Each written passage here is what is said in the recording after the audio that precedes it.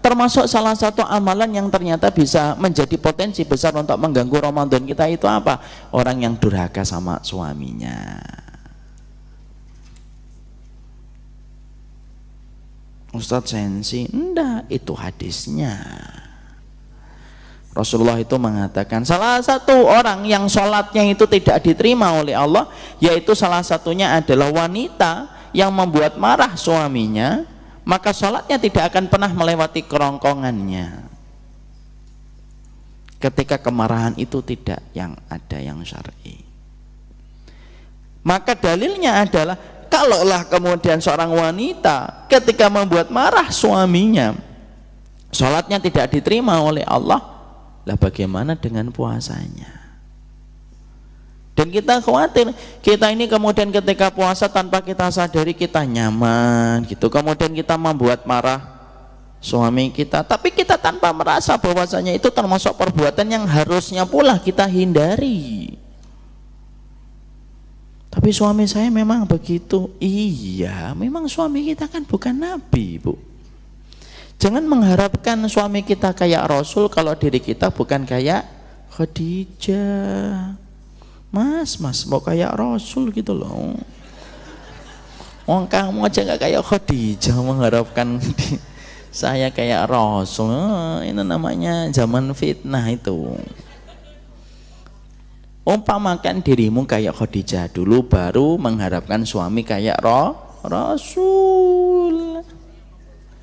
Makanya inilah yang kemudian menjadikan kita akhirnya memahami, termasuk di antara perkara yang kita harus bangun ketika kita menjalani Ramadan itu apa? Ngalah dulu untuk suaminya, menyelamatkan amalan Ramadan kita. Karena itu merupakan salah satu di antara perkara yang tidak butuh menang-menangan nih, Bu. Walaupun kita sering tahu ya, kalau masa di dunia kita sekarang itu yang menang ya tetap wanita. Kalau ada pertengkaran yang salah perempuan, yang salah laki-laki, yang minta maaf laki-laki. Kalau ada pertengkaran lagi antara suami istri, yang salah itu istrinya, yang minta maaf suaminya lagi. Maka kemudian disitulah kita dituntut bagaimana ketika kita kemudian menjalani Ramadan. Salah satu perkara Ramadan yang harus kita hindari itu bukan hanya es teh manis, gorengan, es campur. Tapi salah satu perkara yang kemudian kita berupaya betul ketika di bulan Ramadan itu apa? Bagaimana kemudian kita tidak menimbulkan amarah suami sampai suami itu kemudian mendatangkan murkanya. Kenapa? Sholat aja susah diterima, Ibu, apalagi puasa. Makanya inilah kalau kita di bulan Ramadan tuh mungkin sembari tidur ngomong, ridho nggak Mas sama saya ketika di bulan Ramadan dan di luar bulan Ramadan juga? Enggak, kamu masih nyebelin gitu. Dipegang tangannya Ibu, dicium, minta maaf.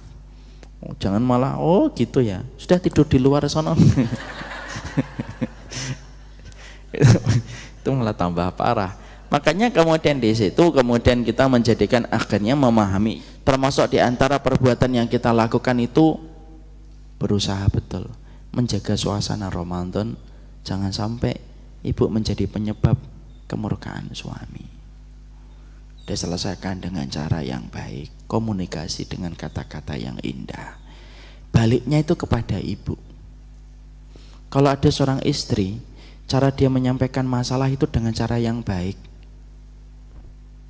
Saya tanya ibu, suaminya tambah sayang atau tambah benci?